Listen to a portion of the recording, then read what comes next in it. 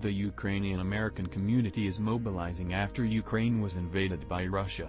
One scholar says that in the past decade, opposition to Russian President Vladimir Putin has unified this community in a new way. Channell-Justice, the director of the Temerty Contemporary Ukraine Program at Harvard University, says that the Ukrainian-American community is multi-generational.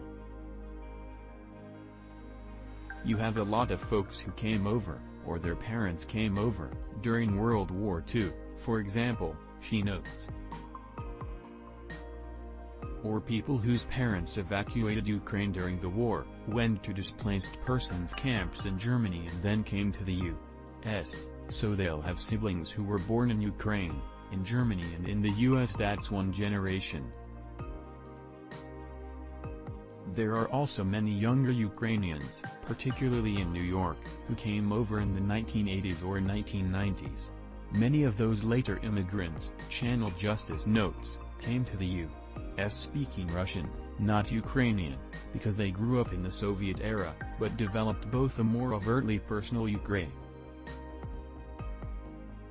She also notes that the Ukrainian-American community comprises a multitude of religious groups, including Jewish people, ranging from those whose ancestors came to the U.S. many decades ago to those who left in the 1980s and 90s, to various Christian communities, including Ukrainian Catholic, Roma.